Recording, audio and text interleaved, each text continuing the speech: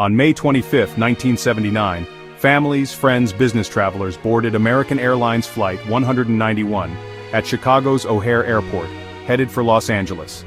It was an everyday flight, something millions of Americans did without a second thought. The plane was a McDonnell Douglas DC-10, a massive triple-engine jet, popular for its size and range. But just moments after takeoff, Flight 191 became the center of the worst aviation disaster in U.S. history. Let me walk you through what happened.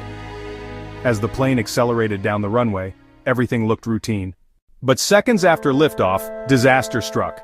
The left engine, a 19,000-pound piece of machinery, suddenly detached from the wing.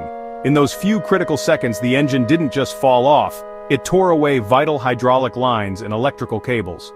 This left the pilots without key controls and caused the left wing's leading edge to lose lift.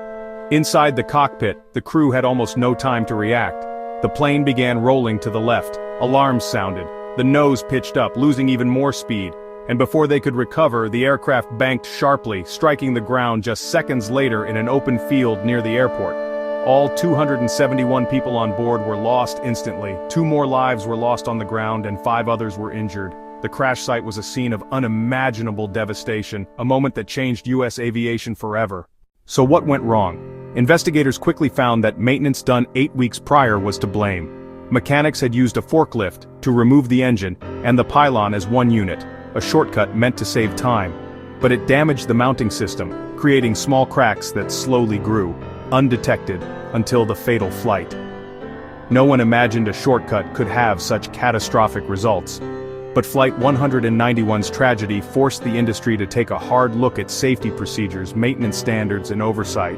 The legacy of Flight 191 lives on in every strict safety check, every regulation, and every training session for airline mechanics and crews. Today, flying remains one of the safest ways to travel, thanks in part to the lessons learned from disasters like Flight 191.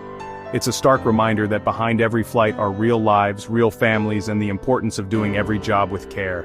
Thanks for listening to this story. If you fly today, remember, safety is always first.